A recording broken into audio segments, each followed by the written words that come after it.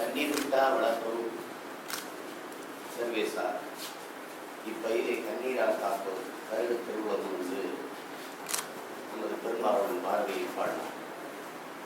சுதந்திரம் என்ன சுக்கா மிளகா கடையில் வாங்குறதுக்கு என்று சொன்னவங்க தான் இன்னைக்கு சுக்கு மிளகை விட கேவலமாக இருக்கு.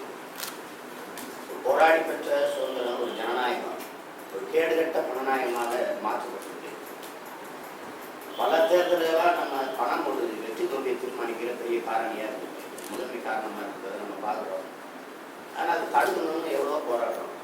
மக்கள்கிட்ட நிரந்தரமாக இருக்கிற வலிமையை பயன்படுத்திக்கிட்டு இந்த இரண்டு பெரும் கட்சி இதுவரை ஆண்டு அதிகாரத்தில் இருந்த இந்த திமுக மாறி மாறி வாக்கு பணம் கொடுத்து மக்களின் வாக்கை பறிக்கிறது ஒரு பெரிய கொடுமையாக இருக்கு.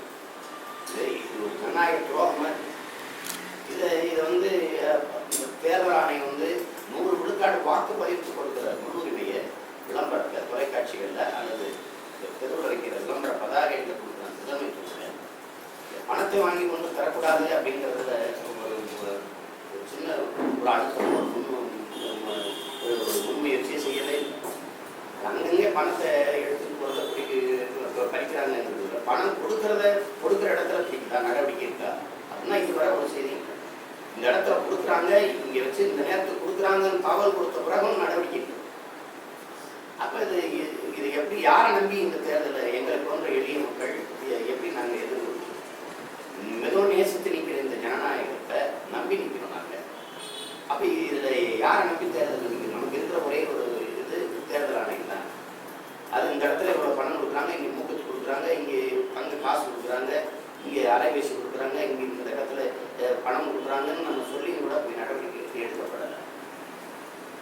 அப்போ இது மிகுந்த மன வலி இருக்குது. இந்த சுதந்திரம் இந்த ஜனநாயகத்துக்காக என் பாட்டன் வீரன் சின்னமலை போராடி தூக்கில் தோணுனாரு. எங்கள் பாட்டங்கள் கூலிச்சேர்ந்து மருது பாண்டியன் போராடி மாண்டாங்க.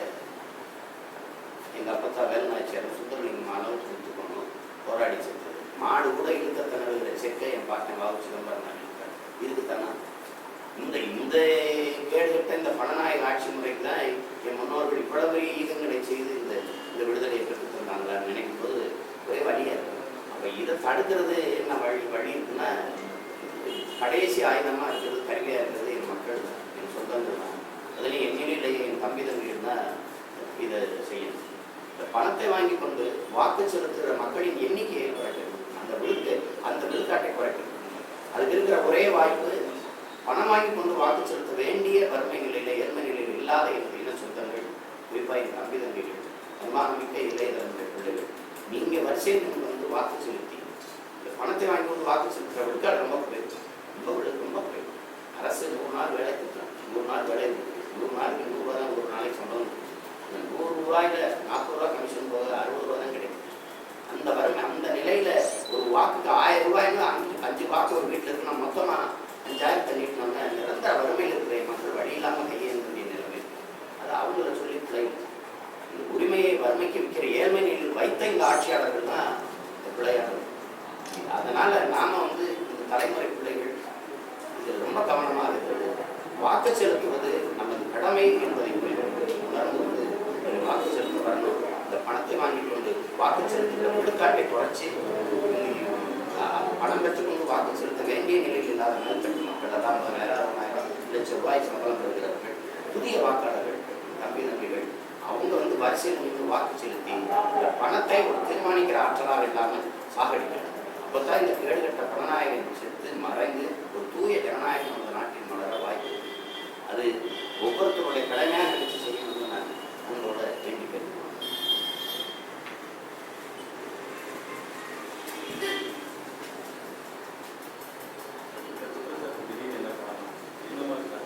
எல்லா இடங்கள்லையும் பணம் வந்து இப்போ நேரத்துலேருந்து, அதாவது நாங்கள் பார்க்குறோம். நான் வந்து 47 நாளாக களத்தில் நிற்கிறேன். அது ஒரு மாதத்துக்கு மேலே தாண்டி நிற்கிறேன். இரவு வேளாக மக்களோடு நிற்கிறேன். அப்போ எந்த இடத்துலையுமே இவங்க வேலையை செய்யணும். அப்போ என்னென்னா எதை நம்பி இருக்கிறாங்கன்னா, இந்த கடைசி 3 நாளில் எல்லாம் வந்து பணம் கொடுக்கணும். அப்போ இதை நம்பி தான் அவங்க வேலை செய்யாமல் அப்படியே நாங்கள் ஓடி மக்கள் ஒவ்வொரு வீடாக சந்திச்சு கருத்தியலை எங்களுடைய அரசியல் ஈடுபாட்டை நாங்கள் என்னென்ன ஆட்சி முறை வச்சுக்கோ, என்னென்ன எதிர்கால திட்டங்கள் வச்சு வேலை செய்து கொடுத்துருக்கோம். எங்கேயுமே அவங்க யாரையுமே பார்க்கல. திடீர்னு இப்போ 3 நாளாக பார்த்தீங்கன்னா 3 மணிலேருந்து 5 மணிலேருந்து 8 மணிக்கு பணம் எல்லா தொகுதிகளையும் ஒருத்தர் ஒரு கட்சி 500, ஒரு கட்சி 300, ஒரு கட்சி 150, ஒரு கட்சி தங்க காசு. ஒரு இது என்ன வாக்கு என்பது மக்களுக்காக உழைத்து நன்மைகள் பெற்று பெறக்கூடிய ஒரு சான்று. பணத்தை கொடுத்து வாங்குறது, பர்ச்சேஸ் பண்ணுறது ஒரு வியாபாரமாக மாறிடுச்சு. இதை எவ்வளோ காலத்துக்கு தான் குழம்பிக்கிட்டே இருக்கிறது? பணத்தை கொடுத்து பணம் இருக்கிறவங்க தான், பணம் இருக்கிறவங்க தான் அரசியல் செய்ய முடியும்னா இது எங்கே மக்களாட்சி எங்கே இருக்கும்? தனிப்பெற முதலாளிகளுக்கான நாடாக தானே இது மாறும். உழைக்கும் அடித்தட்டு மக்கள் உண்மை நேர்மையாக அந்த மண்ணை மக்களை நேசிக்கிறவங்களுக்கு இந்த நாட்டை அரசியல் செய்கிற அறிவே இல்லையா, தகுதியே இல்லையா, வாய்ப்பே வராதா? இன்னொரு காமராஜரோ, எளிய மகன் கட்டனோ, இன்னொரு ஜீவானந்தமோ, சிங்காரவளரோ இந்த நாட்டில் பிறக்கவே முடியாதா, எழவே முடியாதா? இப்போ காசு இருக்கிறவங்க நாடாளம்னா இந்தியா அதானி அம்பானிட்டு தானே இருக்கணும். யார் உண்மையாக அந்த மண்ணை மக்களை நேசிக்கிறவனுக்கு எங்கே அதிகாரம் இருக்கு? அதை மாற்றணும்னு இளைய தலைமுறை பிள்ளைகள் ஒரு எழுச்சியும் புரட்சியுமாக எழுதுவதற்கு இந்த தேர்தலில் நம்ம வென்று காட்டணும். இந்த பணநாயகம் தோற்று மாண்புமிக்க ஜனநாயகம் மலர்ந்ததுங்கிறத நீக்கி அதில் தான் பணம் கொடுத்தாலும் வெல்ல முடியாதுங்கிற அச்சத்தை இந்த கட்சிகளுக்கு நம்ம காட்ட வேண்டிய வரலாற்று கடமை நமக்கு இருக்குன்னு நினச்சி செய்யணும்னு நான் அன்போடு நான் பயன்படுறேன்.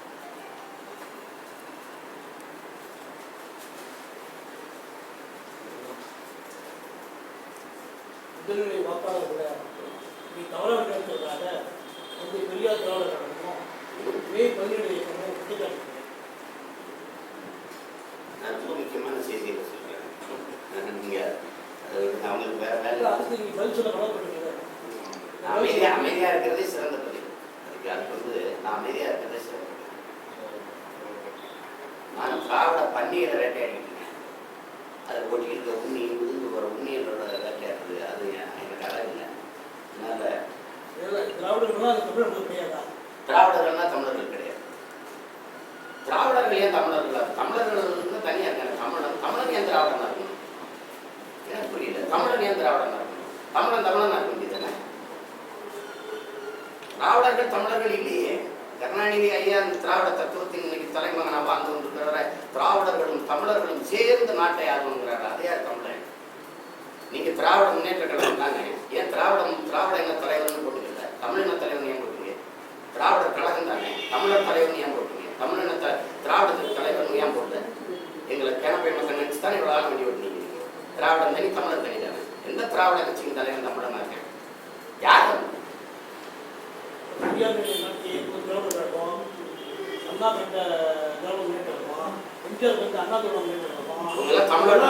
நீங்க முன்னேற்றம் எங்க நாடு தமிழ்நாடு. திராவிட முன்னேற்ற கட்சியும் கலந்து இருக்கு. நான் தான் நேரடியாக கேட்கிறேன். ஐயா கலைஞர் பதில் சொல்லிட்டான். நான் கட்டுரை எழுதுறாங்க, முடிச்சுட்டு எழுதுட்டு எனக்கு விளக்கி நான் படிச்சுக்கிறேன். நாடு தமிழ்நாடு. தமிழர் முன்னேற்ற கட்சியும் கழகமும் அல்ல, தமிழன் தலைமை இருக்குது. முழுக்க திராவிட முன்னேற்ற கழகமும் கட்சியும். தமிழ்நாடு தமிழருக்கு முழக்கத்தை முன் வச்சுட்டு அப்புறம் ஆள்ற உரிமை அவனுக்கு தானே. ஆள்ற உரிமை ஆயிரம் இருக்கேப்பா. தமிழ்நாடு தமிழருக்கு. ஆனால் கட்சிகளும் கழகங்களும் திராவிட முன்னேற்ற தமிழன் தமிழன் தான் சொல்றேன். தமிழனை தான் சொல்றேன். குறிப்பா யாரை சொல்றீங்கன்னா சாதி மதம் உள்ள சாதி மதம் விட்டாங்க. நாயுடு, முதலியார், இந்த மாதிரி வகுப்பு சேர்ந்தவங்களாம் அவங்க தமிழர்களே கிடையாது. முதலியார் தமிழன் தானே. அவன் தாய்மொழி தமிழன். வாய்மொழியும் தாய்மொழியும் தமிழாக இருக்கிறவன் தமிழன். தமிழன் யாருன்னா தமிழனுக்கு தெரியும். தமிழன்னு நான் சொல்லும்போது ஆமா நான் தமிழனுங்கிறவன் தமிழன், இல்லை நாங்கள் திராவிடங்கிறவன் எப்படி தமிழராக இருக்க முடியும்? ஏன் இந்தியாவில் அவனவன் அந்தந்த மொழிகளின் தேசிய அடையாளத்தோடு வாழும். நான் மட்டும் ஏன் திராவிடனா வாழணும்? இது யார்கிட்ட நீங்கள் இருக்கிறது தெரியல, இல்லை யார்கிட்ட பெற்று தெரியல. திராவிடர் யார்? திராவிடர் யாரு திராவிடர்? நான் வந்ததுக்கு பிறகு மெதுவா இல்லை கன்னடா, மலையாளி, தெலுங்கர், தமிழர் எல்லாரும் சேர்த்து திராவிடர் இருக்கேன். இப்போ இல்லை தமிழர் தான் திராவிடர். தமிழை ஏன் திராவிடனா இருக்குன்னு எனக்கு எதுவும் போக முடியாது. நான் தமிழனாவே இருந்துட்டு போறேன். தமிழனாவே இருந்துட்டு போறேன். எனக்கு ஏன் நீங்க ஒரு முகமுடி கொடுக்குறீங்க? 50,000 ஆண்டுகளுக்கு மூத்த எனக்கு இப்போ யார் தமிழர்னு என்ன கேட்குறீங்க? 50,000 ஆண்டுகளுக்கு மூத்த ஒரு குடிக்க யார் தமிழர்? எப்படி எவ்வளோ அவமதிக்கிறீங்க நீங்க எங்களை? எப்படி இருக்கு? தெலுங்கு தேசம்னு ஒரு கட்சி ஆரம்பிச்சாரு. நாங்கள் பிறகு முன்னாடி அவர்கிட்ட போய் என்ன தெலுங்கு தேசம்னா யார் யாரெல்லாம் தெரிஞ்ச அப்போ நீங்கள் அவர்கிட்ட கேட்கல, அவர்கிட்ட என்ன கேட்கல. சார் நீங்கள் கடலூர் தொகுதி முழுவதும் எல்லா மக்களையும் சந்திச்சிருக்கீங்க, எந்த மாதிரியான மக்களை சந்திச்சிங்க, அவங்க மனநிலை எப்படி இருக்குது? ரொம்ப இப்போ வறுமை ஏழ்மை விழிப்புள்ள இருக்கிற அடித்தட்டு மக்கள்லேருந்து வேறுபடி நகர்ப்புறத்தில் வாழ்கிற எல்லா தரப்பு விளையாட்டு தளத்தில், வேலை செயல் தளங்களில், விடை நிலங்களில், எல்லா இடங்களையும் மக்களை நான் சந்திக்கிறேன். எல்லா மக்களுக்குள்ளேயும் ஒரு எதிர்பார்ப்பு, இந்த நீண்ட காலமாக இருக்கிற இந்த வெறுப்பு அரசியல், இந்த அரசியலை மாற்றிடணுங்கிற ஒரு எண்ணம் இருக்கு. அது அடிமட்ட மக்கள்கிட்ட ரொம்ப அடிப்படை தேவை கூட நிறைவேற்றலை. குடிநீர் தேவை இன்னைக்கு பெரும் தாக்கத்தை ஏற்படுத்துது என் மக்கள்கிட்ட. அப்புறம் சில இடங்கள் அந்த சிமெண்ட் சாலை போடப்பட்டிருக்கக்கூடிய போக்குவரத்துக்கே 6 கிலோமீட்டர் பிள்ளைகளை கொண்டு போய் பள்ளியில் விட்டுட்டு வந்து திருப்பி காட்டு வேலைக்கு போகிறது, ஒரு 3 நாள் வேலைக்கு போகிறது கூட ரெண்டு கணவனும் மனைவி வேலைக்கு போனால் தான் வாழ்வாதாரத்தை சரி செய்ய முடியும் அப்படின்னு இருக்கு. அப்படி இருக்கும்போது தாத்தா பாட்டியை கொண்டு போய் விட முடியுது. வயதானவர்கள் நடந்தே போய் பிள்ளைகளை பள்ளிக்கூடத்தை விட்டுட்டு வரது சிரமம். குறைஞ்சபட்சம் ஒரு சிற்றுந்தாதை இயக்கியிருக்கலாம் அப்படிங்கிற ஒரு எதிர்பார்ப்பு. அந்த மாதிரி ரொம்ப சின்ன சின்ன தேவைகள் இத்தனை ஆண்டுகளில் இதையெல்லாம் கூட நிறைவேற்ற முடியாதா அப்படின்னு அதை கூட செய்யலையே அப்படின்னு இருக்கு. அப்புறம் இந்த வெள்ளச்சேதத்தப்ப எந்த ஒரு ஆட்சியில் இருந்தவங்களோ அதிகாரத்தில் இருந்தவங்களோ ஏற்கனவே ஆண்டவங்களோ ஆண்டு கொண்டிருந்தவங்களோ தங்களை வந்து பார்க்கல, அதுக்கு பிறகு கூட வந்து பார்க்கல, அதுக்கு அறிவிச்ச நிவாரண தொகையை கூட வந்து எங்களுக்கு முழுமையாக கொடுக்கல அப்படிங்கிற ஒரு குற்றச்சாட்டும் குறையும் இருக்கு. பொதுவாக இருக்கு, அடித்தட்டு மக்கள்கிட்ட எல்லாத்தையும் இருக்கு. அதை பார்க்கணும். பொதுவாக இங்கே இருக்கிற வந்து ஆய்வில் வந்து அதிக புற்றுநோயாளிகள் இருக்கிற இடமா கடலூர் கருதப்படுது. அதை பற்றி ஆர்வங்களுக்கு ஒன்றும் இல்லை. இங்கே தொழிற்சாலைங்கிறது அந்நிய முதலாளி வந்து செய்கிறது. அந்த போர்டும் ஹொண்டாயும் நோக்கியாவும் தான் தொழிற்சாலையாக தெரியுது. இந்த நோக்கியாவும் ஹொண்டாயும் இந்த ஃபோர்டும் ஏன் அவன் நாட்டில் உற்பத்தி செய்து எனக்கு இறக்குமதி செய்யலாம், என் நாட்டில் உற்பத்தி செய்து ஏன் இறக்குமதி செய்யுது? ஒரு கார் உற்பத்தியாக 4,80,000 லிட்டர் தண்ணீர் தேவைப்படுது. 1 டன் இடையில தான் இருக்கு. அது 5000 கிராமங்களுக்கான குடிநீர் தேவையா இருக்கு. இதை நான் கவனிக்காம விட்டேன்னா அப்புறம் எதிர்கால பிள்ளைக்கு என்ன செய்வேன்? இப்பவே குடிக்க நீர் விற்பனைக்கு வந்துருச்சு, குடிக்க நீர் இல்லை. குடிக்கிற தண்ணி நாங்கள் அங்கங்கே மண் குடிக்கிற தண்ணி சுகாதாரமாக இல்லை, சுவையாக இல்லை. எல்லாம் சவக்கடிச்சு போய் கெட்டு அது பூரா சீம கருவேல மரமும் எரிபொருட்டசுங்கிற தைலா மரமும் அன்னைக்கு சாயக்கடிமும் எல்லாம் குழாயப்பட்டு உறிஞ்சி ஆழ்ந்த கீழே ரொம்ப ஆழ்தளத்துக்கு தண்ணியை கொண்டு போயிட்டாங்க. அதனால கடலையும் கலந்து வருகிற அந்த குடிநீர் உப்பு கைக்குது. இது எல்லாத்தையும் இழந்து நிற்கிற என் மக்களை நம்ம பார்க்குறோம். இப்போ இந்த நிலையில ஒன்றிலிருந்து இல்லை, ஒரு புள்ளியிலிருந்து மறுபடி கட்டமைச்சு என் தேசத்தை தொடங்க வேண்டிய தேவை எனக்கு. சில ஆண்டுகளில் அந்த மண்ணின் வளத்துக்கு எடுக்கிற சீமக்கரையில மரத்தை மாற்றி அப்புறப்படுத்திட்டு ஒரு மாற்றி மரத்தை கூட நடலையே. ஒரு மனிதனுக்கு 422 மரம் இருக்கணும்னு இருக்குது. 28 மரம் தானே என் தேசம் வச்சிருக்கு. என் நாடு 28 மரம் தான் வச்சிருக்கு. எனக்கு 422 மரம் ஒரு மனிதனுக்கு இருக்கணும், சராசரி இருக்கும். ஆனால் 28 மரம் தான் இருக்கும். அப்புறம் பூமி வெப்பமாகுது வெயில் கொடுத்ததுன்னா கொடுத்தவங்க என்ன செய்யும்? கனடான்னு ஒரு நாடு 8953 மரம் ஒரு மனிதனுக்கு வச்சுருக்கு. என்னை விட மக்கள் தொகை அதிகமாக கொண்டு இருக்கு. சீனா கூட 102 மரம் இருக்கு. அதுல எதுல அரசியல் இருக்கு, எது அரசியல்னு தெரியாத என் மக்களை 50 ஆண்டுகளா காலம் கடத்தி அரிசியல் இருந்தால் ஐயா இருந்தா 5 கிலோ போடுவார், அம்மா இருந்தா 10 கிலோ போடுவாங்க. அரிசி இயலா மாற்றி உலகம் அடிமையா இருந்த உரிமை பெற அரசியல் செஞ்சான். இங்க நாங்கள் உரிமைகள் வந்து அடிமையாக இருந்து 50 ஆண்டுகளா அரசியல் செஞ்சோம். இந்த கொடுமையை மாற்றணும் தான் எங்களை போன்ற பிள்ளைகள் வந்து போராடி வந்தோம். 34 தொகுதியில் 42 லட்சம் ஓட்டு இருக்குது. அங்கே வரக்கூடிய தகவலும் உங்களுக்கு எப்படி உங்களுக்கு ஆதரவான தகவல் வந்து உறுதியாக வருது. இந்த நம்பிக்கையா மக்கள் வந்து நேரடியாக தான் எங்களுக்கு சொல்கிறாங்களே, இப்போ நான் அவனுக்கு தான் ஓட்டு போடுவேன் இப்போ அப்படின்னு. இந்த தலைமுறை பிள்ளைகள் பேரழிச்சியாக நிற்கிறான், எல்லை கடந்து நிற்கிறான். Malaysia, Singapore, Hong Kong, Thailand, Saudi Arabia, Kuwait, Qatar, Yemen, Italy, Israel எல்லா நாட்டிலையும் வாழ்ற பிள்ளைகள், அமெரிக்கா, பிரிட்டன், ஜெர்மனி, ரஷ்யா எல்லா நாடுகளும் இருக்க பிள்ளைகள். அவன் வந்து எனக்கு வாக்கு செலுத்தணுங்கிறது ஒரு நாள் ஒரு வாரம் விடுமுறை போட்டு என் பிள்ளை வாரான்னா அப்போ எவ்வளோ தூரம் இந்த அரசியல் அவன் உணர்ந்துட்டான்னு. உலகம் பூரா அவன் இங்கேயே பிரான்ஸில் இருந்து வந்து ஜெர்மனியில் இருந்து வந்து வந்து, சுவிட்சர்லாந்துலேருந்து வந்து, அமெரிக்காவிலேருந்து வந்து, இது மலேசியாவிலேருந்து வந்து இந்த என்னுடைய வெற்றிக்கு இந்த களத்தில் பாடுபட்டாங்க. பிற மாநிலங்களுக்கு வந்து அவ்வளோ தூரம் நாங்கள் பாதிக்கப்பட்டிருக்கோங்கிறதுலாம் அவங்களுக்கு தெரியுது. வெளியில் இருக்கிற எங்கள் பிள்ளைங்களுக்கு அந்த நாட்டில் வாழ்கிற வாழ்க்கையில் வளங்களே இல்லாத ஒரு வளத்தை வச்சு மாடு ஆடை வச்சுக்கிட்டு மரங்களை வச்சுட்டு வெறும் மீனை வச்சுக்கிட்டு கரும்பை வச்சுக்கிட்டு அந்த நாடு ரொம்ப செழிப்பாக வாழுது. ஊழல் லஞ்சம் இல்லாத நிர்வாக கட்டமைப்பு இருக்குது, நல்ல சாலை இருக்குது.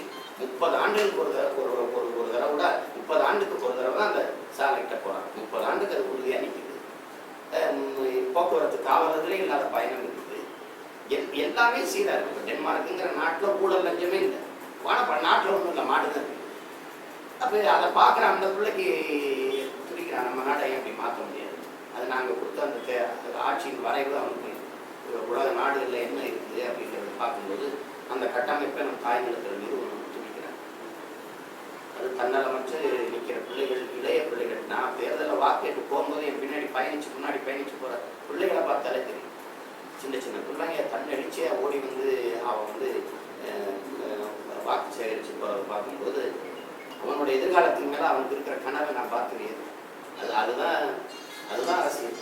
அந்த அரசியலை நிச்சயமாக கொண்டு போய் வைக்க முடியும். ஆனால் நீங்கள் வெளிநாட்டில் அப்படி சொல்கிறீங்க, தமிழர்கள் அப்படின்ட்டு. ஆனால் இங்கே வந்து பணம் தான் அதை வந்து முடிவு மாற்றுறது. அதுதான் இந்த பணநாயகத்தை மாற்ற முடிவு வந்து யார் கையில் இருக்கு? இப்போ அடித்தட்டு, இப்போ ரொம்ப அடித்தட்டு மக்கள் நிரந்தர வறுமையை வச்சிருக்கிறது தான் இதுக்கு பிரச்சனையாக இருக்குது. இப்போ நான் அதுக்கு முதல்ல சொன்னேன் பாருங்க, 100 நாள் வேலைத்திட்டத்தை கூட உதாரணமாக இதை வந்து ஏற்கிறதா எதிர்க்கிறதானே எல்லாருமே எதிர்க்கிறோம். ஆனால் இது கடும் சட்டமூலம் நடவடிக்கை எடுத்து தடுக்கக்கூடியது தேர்தல் ஆணையம் தான். அதுக்கு அவ்வளோ வலிமை பறக்கும் படைன்னு ஒன்று சொல்கிறாங்களே ஒழிய, இந்த வண்டியில் போகிறபோது சாலையில் குறுக்க நிறுத்துறாங்க.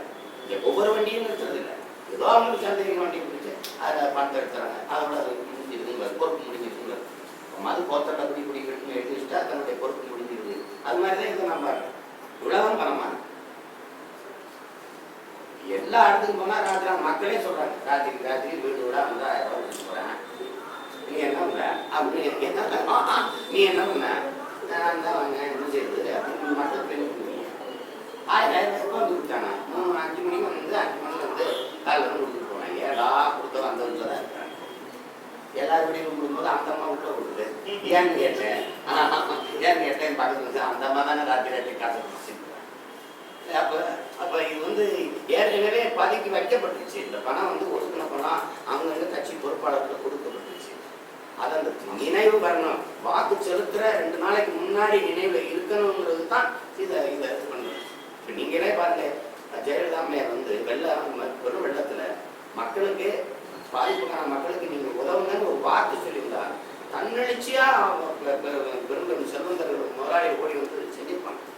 எல்லாத்தையும் இங்கே ஒன்றாந்து ஏன்ட்ட கொடுக்கணும்னா 300 கோடிக்கு மேலே அவங்க கைக்கு வந்துச்சு. 1 ரூபா மக்கள்கிட்ட போச்சான்னு யாரும் கேட்கல. அதே மாதிரி அண்ணா இந்த நேர் உள்விளையாட்டரங்களை வந்து உதவுற பொருளை கொண்டாந்து வைங்கன்னாங்க. வச்சு பொட்டலம் போடுறதை நாங்கள் காட்டிக்கிட்டே இருந்தாங்க, பார்த்துருந்தோம். ஆனால் அந்த பொட்டலம் மக்கள் கைக்கு போய் சேர்ந்ததை ஒரு இடத்துல பார்க்கல. எங்க இது மாதிரி ஒரு பொறுமை எங்கே இருந்துச்சு? நீயே குர்ரான்னா கூட அந்த முதலாளிகள் கொண்டு அந்த 1 கோடி 5 கோடி நிதி கொடுத்தவங்கலாம் கொண்டு கையில் எத்தனை ஜவுளி கடைகள் பொட்டலமாக கொண்டு மடித்து அந்த நேர் உள்விளையாட்டர்கள் போட்டலாம். அதை மக்கள் இருந்துச்சு அது செய்யுது. அதெல்லாம் வச்சிருந்து அதை மறக்கடிச்சு அந்த தேர்தல் என்ன 1 மாதத்துக்கு முன்னாடி கொடுத்துருந்தா எங்களுக்கு உள்ள பிள்ளைகள் வந்து பேசி நாங்கள் மாற்றிடுவோம் அப்படின்னு நினைச்சு இவ்வளோ காலம் எங்களை விட்டுட்டு நாளையோட முடியுது. நாளை மறுநாள் வாக்குப்பதிவு இன்னைக்கு கொடுக்குறாங்க காசு. அப்படின்னா இதுதான் அரசியல் நுட்பமா இருக்கு. இதை வந்து என் ஆத்தாள கொண்டு என் தாத்தா பாட்டிக்கு பேசி பயனில்லை. ஆனால் என் தம்பி தம்பிகள் இதை கவனமாக கையாளலைன்னா இது இந்த நாடை வந்து ஜனநாயக நாடுன்னு சொல்லி விஷயத்துக்கு வேறு வார்த்தையில தான் பணம் இருக்கிறோம் முதலாளிகளான நாடாய் இருக்காது. இருக்கக்கூடாதுன்னு தான் இப்பவே சொல்றேன். அது வாங்கினாலே எங்க அம்மா சொல்றதில்ல, வாங்கினாலும் இப்போ நான் உனக்கு தான் போடுவேன். எனக்கு 5000 கொடுக்கணும், அவங்க 4000 தரணும்னு கேட்டிருக்கேன். ஆனால் 1000 கொடுக்க சொல்லுதுல, அதுதான் அவன் 5000 தரல, போய் 4000 கேட்டிருக்கேன். நான் உனக்கு தான் போடுவேன், நீங்கோ அப்படின்னு சொல்லுதில்ல. அப்புறம் என்ன சத்தியமா நீ எனக்கு போடுவேன், என் வார்த்தையை நம்புறியா இல்லையா? நான் போடுவேன், நீங்கோ நான் அவனுக்கு போட மாட்டேன். சரி தொலைக்க வேண்டியது. இவ்வளோ பணப்பட்டுவாடவே மீறி ஜனநாயகம் காப்பாற்றப்படும்னு சொல்றீங்க நீங்க. கட்டாயம் காப்பாற்றப்படணும். இந்த பணம் வாங்கிட்டு வாக்கு செலுத்துற விழுக்காடு குறைவுன்னு நான் நம்புறேன். அந்த விழுக்காடு ரொம்ப குறைவுங்கிறது தான் உண்மை. ஆனா என்ன ஒரே சிக்கல்னா, அந்த பணம் பெற்றுக்கொண்டு வாக்கு செலுத்த வேண்டிய நிலையில இல்லாதவர்கள் வரிசையில் நின்று வாக்கு செலுத்த வர்றதில்லை. அதுதான் பெரிய ஜனநாயக துரோகமா இருக்குது. அதை செய்யாதீங்கன்னா என் சொந்தங்கிட்ட நான் உறவுகிட்ட வேண்டது, நீங்க தயவு செய்து இறங்கி வந்து வாக்கு செலுத்துங்க. வாக்கு நீங்க செலுத்துனீங்கன்னா இந்த விழுக்காடு குறைஞ்சிடும். அப்ப இது பணம் வந்து தேர்தலில் வெற்றி தோல்வியை தீர்மானிக்கிற ஒரு ஆற்றலா இருக்காது.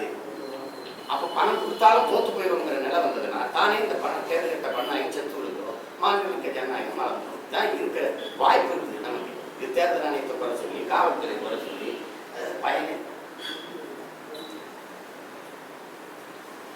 சார், உங்களிடம் மக்களோட எதிர்பார்ப்பு என்ன சார்? உங்ககிட்ட இருந்து என்ன எதிர்பார்க்குறாங்க?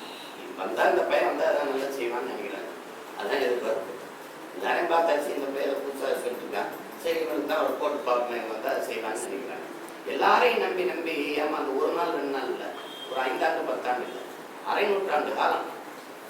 அரை நூற்றாண்டு காலம். நான் சின்ன பையன் நான் விளையாடிட்டு இருக்கிற காலத்துல இருந்து பார்க்குறேன் இந்த கருணாநிதி இந்த தலைவர்களை. அப்போ இருந்து பார்க்குறேன் இந்த ரெட்டை அரை நூற்றாண்டு காலமா இப்படியே ஏமாற்றப்பட்டு வார்த்தையில மட்டும் இனிப்ப தடவி தடவி தடவி எங்கள் வாழ்க்கையை கசக்க வச்ச கூட்டம். அதுல மக்களுக்கு வந்து ஒரு யாரை பார்த்தாலும் நம்பிக்கை. ஏன்னா திட்டமிட்டு ஒரு கேடுகட்ட சமூகமா இது படைக்கப்பட்டது. என் மக்கள்கிட்ட இருந்த தர்ம நியாய உணர்வை கொண்டு திருடுறானேன்னா யார் பார்த்து திருடுறத? அவங்க கொள்ளையடிக்கிறாங்களேம்மா எவப்பா நல்லவன். இந்த சலிப்பு தன்மையை, இந்த விரக்தி மனப்பான்மையை மக்களுக்குள்ள கொண்டாந்து தள்ளி முன்னாடிலாம் ஐயோ பாவம்ப்பா, அதெல்லாம் தப்புப்பா, அதெல்லாம் செய்யக்கூடாதுப்பான்னு ஒரு தர்மநியாய உணர்வு இருந்தது. அது இன்னைக்கு இல்லை. அதுதான் பெரிய தோல்வி எங்களுக்கு. அதுதான் அதுல இருந்து மறுபடியும் மீட்க வேண்டும். ஒரு எல்லாருமே தவறா இருக்கும்போது இந்த பையன் சரியா இருப்பானா, இவன் சொல்றது நான் உண்மையா இருக்குமா, இது எல்லா மக்களுக்குள்ளேயும். அதை வார்த்தையில நிரூபிக்க முடியாது, வார்த்தையில தான் நிரூபிக்க முடியும். அதுக்கு தான் வேலை செய்யும். உழைச்சுதான் என் மக்களுக்கு உண்மையா நின்று பார்க்கணும். இந்த புள்ள சொன்னதை செய்யறான். இப்போ நான் கேட்குறேன்னே, ஒரு சிற்றுந்து, இந்த குடிநீர் தேவை, இதெல்லாம் ஒவ்வொருத்தருக்கையும் நாங்கள் சொன்னாங்க. யார் வந்து எங்களை கேட்டாங்க, அப்போ இதை கூட செஞ்சு கொடுக்கலைங்கிறவங்க. இப்போ நீங்கள் எல்லா கட்சிகளும் வந்து நாங்கள் வந்தால் செய்வோம், வந்தால் மேம்பாலம் கட்டுவோம், வந்தால் சாலை போட்டு கொடுப்போம், வந்தால் ஏரிகளை தூர்வாரோம், வந்தால் இத்தனை பேருக்கு வேலை கொடுப்போம். அப்போ இவ்வளவு தேவை இருந்திருக்கேன், இத்தனை நாடு ஆண்டு இல்லை, ஏன் இவ்வளவு செய்ய வேண்டிய வேலை இருக்கும். நாங்கள் வந்து அதை செஞ்சோம், இதை செஞ்சோம், அதை செஞ்சோம், அதை செஞ்சோம். சரி, வந்தபோது ஏன் செய்யல? அப்போ இவ்வளவு தேவைகள் இருந்திருக்கல. மக்களுக்கான தேவை விவசாய கடனை வந்தால் தள்ளுபடி செய்ய வேண்டியது. நீங்க ஆரம்பதான கடனாளியே, ஆனா அதுக்கு யாரு பொறுப்பு? கல்வி கடனை தள்ளுபடி செய்யணுங்கிறீங்க. என்னை கடன் வாங்கி படிக்கிற அளவுக்கு ஆக்குறது கல்வியின் உரிமை இல்லை, அது தர வேண்டியது அரசின் கடமை இல்லை. தராமல் இருக்கிறது கொடுமை இல்லை. அதையும் செஞ்சீங்க. இது பசப்பு வார்த்தை. வந்தால் மதுக்கடையை கொடுக்கும், வந்தபோதைய முடல, வந்தால் வாயை கொடுக்கும். இது ஒரு ஆட்சி முறை. வந்தபோதைய முடல. ஜெயலலிதா மேல ஆட்சியில இருந்து அந்த இது வரைக்கும் அந்த அதிகார திமுறல போராடி செத்தவனுக்கு ஒரு வார்த்தை கூட மதிப்பளிக்க. இந்த போராடி செத்த அந்த சசிகுருமாங்கிற ஒருத்தன், அவன் கொண்டாட்டி பிடிக்கா போறான். இந்த சமூகத்துக்கு, இந்த மக்களுக்காக பெரியவன் சின்ன பார்க்காம காலில் வந்து தேசிய கொடி வச்சு கும்பிட்டான். அந்த ஆள் செத்ததுக்கு ஒரு வார்த்தை ஒரு நாட்டின் முதல்வர் மக்களால் தேர்வு செய்யப்பட்ட ஒரு அக்கறைய அந்த மரணம் என்னை பாதிக்கும். அவர் நோக்கத்தை நான் நிறைவேற்ற ஒரு வார்த்தை பதிவு செய்யும். எத்தனை பேர் போராடணும் தெரிவிக்கிறீங்க? அதிகார திமுறை. நீங்க என்னடா சொல்றது? நான் சொல்றதுன்னா அப்புறம் இப்போ மறுபடியும் அதிகாரத்தை கொடுத்தா அந்த திமுறை நீங்க மூடாமட்டீங்கன்னா கடைசி வரை இந்த 5 ஆண்டுல ஒரு தடவை நான் படிப்படியாக மூடுவேன். நீங்க பதிவு செஞ்சுட்டீங்கன்னா எனக்கு நம்பிக்கை இருக்கும். மொத்தமா மூடிட்டு வந்து தேர்தலில் வாக்கு கேட்கும்போது முதல் மேடையில் சொல்றேன், படிப்படியாக மூடுவேன். அதான் பூரண மதுவிலக்கு என் இலக்கு. ஏன் எல்லா கடையும் மாடிட்டே இருக்கு, படிப்படியாக ஏபி மூட போறீங்க. அதுக்கான அறிகுறியை காட்டினீங்களா? உமன் சாமி வந்தாரு, நேரத்தை குறைச்சாரு, கடைகளின் எண்ணிக்கையை குறைச்சாரு. அதுக்கு ஒரு அறிகுறி. நாங்க என்ன கேட்போம்? பள்ளிக்கூடம், மருத்துவமனை, வழிபாட்டு தலங்கள், இந்த இதுக்கு பக்கத்தில் இருக்க கடையிலேயாவது மூடுங்கன்னு. சசிபெருமாள் இறந்தது ஒரு கடையை கூட சொல்லிதான், கன்னியாகுமரியில ஒரு கடை. அந்த கடை மூடப்பட்டா போராடி ஒருத்தன் செத்து போனால அந்த மனுஷன். அதுக்காக